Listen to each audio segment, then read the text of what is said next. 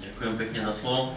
Tak ja teda naozaj som nikdy nechcel byť riaditeľom školy práve preto, že som nikdy nechcel riešiť ekonomiku, financovanie a podobné veci, takže ak som bol pozvaný za tento stôl, tak pravdepodobne sa očakával odo mňa trošku iný pohľad než pohľad praktický, ktorý predniesla Adriana a ja sa možno skôr zameriam na nejaké principiálne otázky, ktoré si myslím, že stoja v pozadí toho všetkého, o čom sa bavíme a možno stoja za diskusiu a možno stojí za diskusiu povedať si, že do akej miery je naša spoločnosť odlišná od fínskej a do akej miery toto, a náš pohľad na vzdelávanie je odlišný od fínskeho, do akej miery toto stojí v pozadí všetkých odlišností a čo je možné meniť, čo nie je možné meniť. Ja by som začal od toho úplne najvšeobecnejšieho, čo neviem, nezachytil som, že by tá veta zaznela dnes, ale včera zaznela a väčšina z vás to bola aj včera, že vo Fínsku je silná kultúra podpory vzdelávania už z rodín a tradične nejakým spôsobom odovzdávaná a prenášaná. A to je jedno tvrdenie, ktoré možno znie ako veľmi všeobecné, ale je v pozadí mnohých ďalších vecí, o ktorých sa rozprávame. A ja mám také poznanie, a teda mimochodom, ja keď som si robil prípravu na to, čo budem teraz hovoriť, tak som vychádzal z toho, čo počujem, nepripravoval som na to niekoľko dní vopred, možno nie úplne všetko, čo poviem, bude 100% presné, takže sa v tom prípade ospravedlňujem a prosím, aby ste ma skorigovali, ak to nebude presné. Ale mám taký pocit, že u nás podpora vzdelávania v rodinách, v mnohých rodinách nie je, neexistuje. A to je problém, na ktorý veľmi často narážame.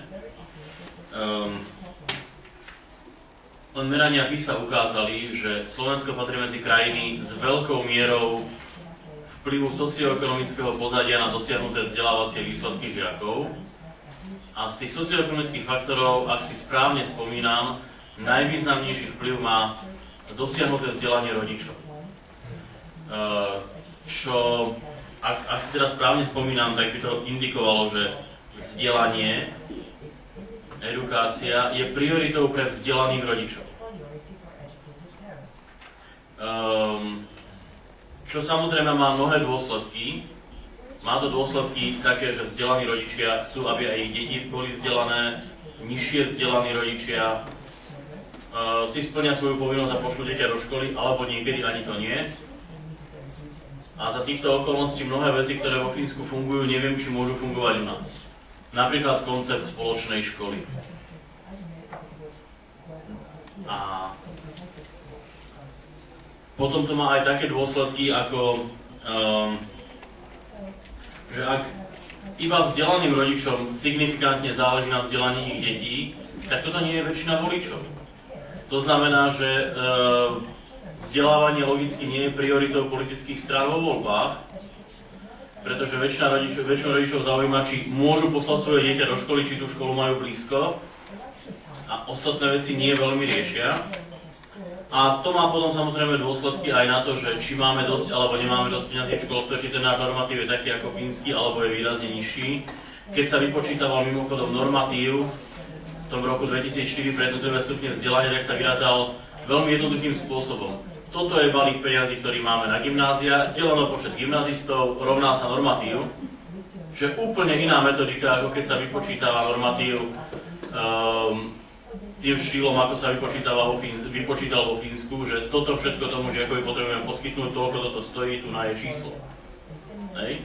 U nás sa povedalo v istej chvíli, že toto sú tie peniaze, ktoré máme, deleno počet žiakov, toľko dostanete a nejako to ročne navyšujeme o zdôvodnené zvýšenie nákladov, to je tak asi všetko. Ďalej, ten dôsledok je taký, že u nás ministri školstva síce tiež robia nejaké programové vyhlásenie, ktoré nejakým spôsobom určuje, čo chcú robiť najbližšie 4 roky, ale predovšetkým ono nejakým spôsobom nesleduje dlhodobé ciele vzdelávacej politiky. Objavujú sa tam veci, ktoré sú ľahko odfajknutelné o 4 roky a tak sa uvažuje u nás väčšinou na úrovni ministerstva v horizonte 4 rokov. A sme včera počuli, že dôležité pre úspech vzdelávacieho systému je čas a trpezlivosť, tak to je niečo, čo u nás je, povedal by som, nepredstaviteľná utopia.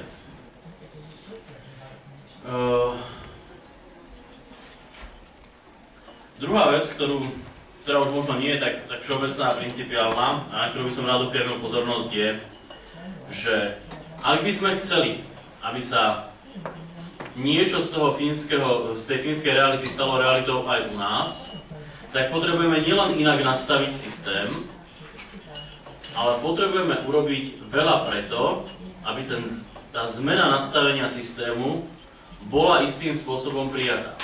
Každá zmena systému znamená, že ľudia musia fungovať v tom systéme inak, ako boli zvyknutí dovtedy. A školstvo je systém s veľmi veľkým počtom ľudí, to znamená, veľmi veľa ľudí musí byť istým spôsobom pripravených prijať tú zmenu a fungovať v tom novom režime. A tak by bolo možno zaujímavé porozmýšľať nad tým, že ako môžeme to prijatie tých zmien podporiť a možno sa spýtať aj nášho fínskeho hostia, že či zápasili s podobnými problémami pri nastavení ľudí a čo robili oni na to, aby podporili to, že ľudia príjmu zmeny. Poviem zo pár príkladov. V tom procese decentralizácie, ktorý tu bol vysvetlený, v istom bode štát odovzdal veľkú časť svojich kompetencií municipalitám v oblasti riadenia škôl a veľkú časť svojich právomocí školám v otázke tvorby kurikula.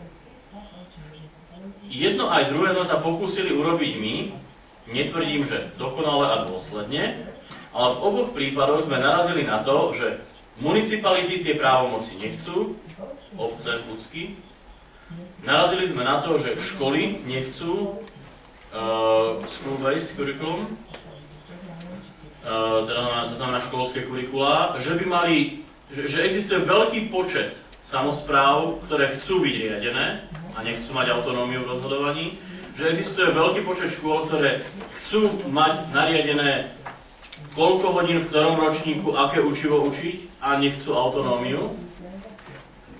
A neviem, či s týmto niekedy vo Fínsku zápasili. Celkom by ma zaujímalo, čo robili preto, aby ľudia tie nižšie úrovne boli pripravené prijať tie kompetencie, ktoré dostávajú.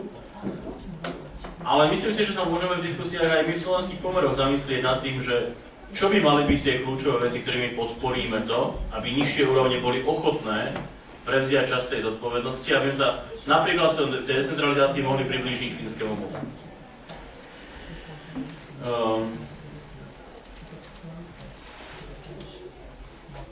Dobre, ďalšia vec je, že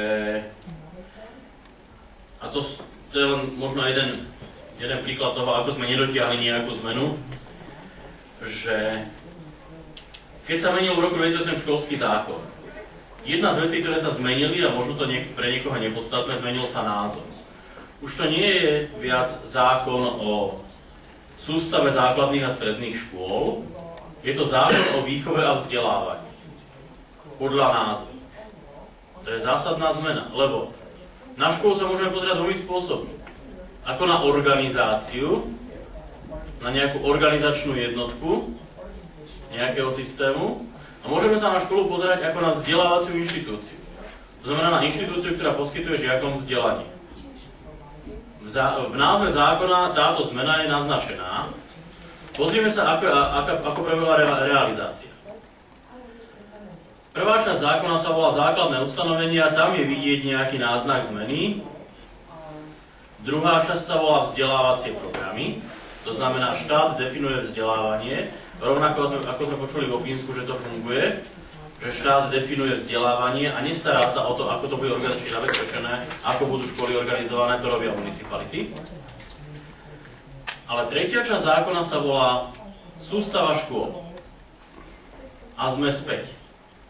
A sme späť v tom starom myslení a sme späť v tom, že štát predpisuje nejaký systém organizácie škôl a mnohé veci, napríklad to financovanie, ktoré mali byť naviazané na vzdelávanie, a teda malo byť povedané, koľko stojí vzdelávanie žiaka v tomto vzdelávacom programe a od toho sa mala treba odvíjať jeho výška, tak zrazu financujeme školy ako organizácie a skúmame, koľko peniazí má dostať škola ako organizácia a podľa toho to máme nastavený systém a dostali sme sa niekam do polovice.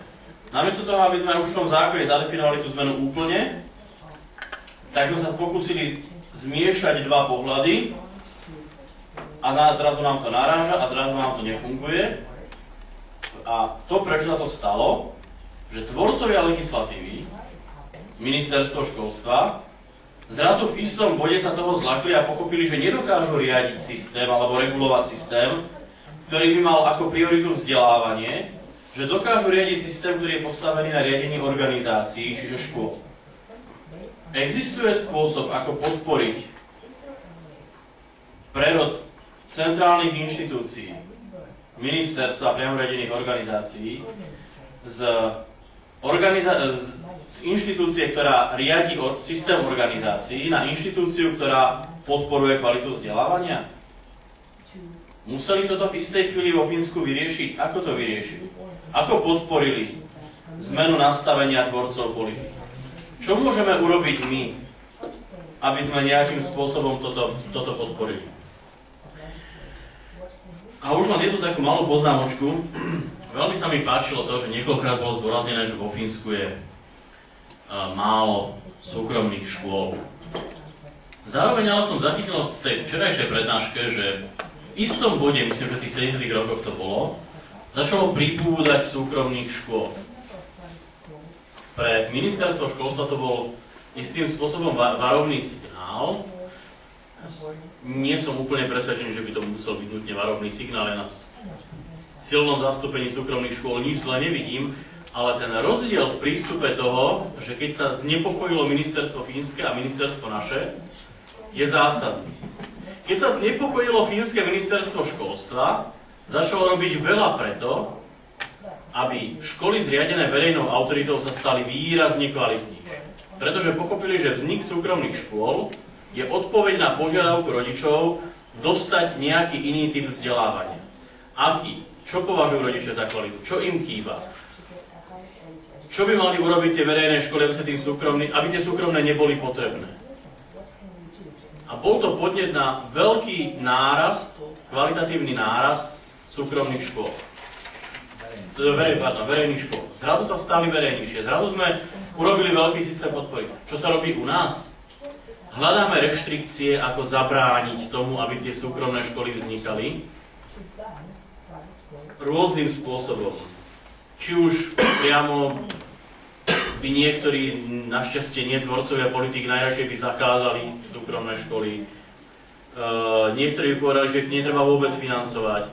A najnovšie máme taký pokus, že verejná autorita, ktorá je zriaďovateľom škôl, môže určiť súkromným školám počet tried, ktoré môžu otvoriť v nasledujúcom ročníku. Je to zásadne iný prístup. No. Tak len to som chcel povedať. Dúfam, že koľko som hovoril som 11 minút, na to nie je veľa. Ďakujem za pozornosť. Ďakujem veľmi pekne. Trošku sme to natiahli, takže ja teraz vyhlasujem prestávku, tam je káva. Tak, prosím? Vonku, aj tu, aj von, teda aj coffee break. A vzhľadom na to zloženie zo pár ľudí neprišlo, tak ja by som navrhoval nedeliť tie skupiny potom a sadneme si spolu a vlastne budeme rokovať spoločne. Takže máme tie tézy, dúfam, že ste si to stihli pozrieť. Otázky tu padli vlastne na konci vystúpenia, myslím, sú veľmi relevantné, takže môžeme začať vlastne tými otázkami, keď sa stretneme za 15 minút. Tak ďakujem.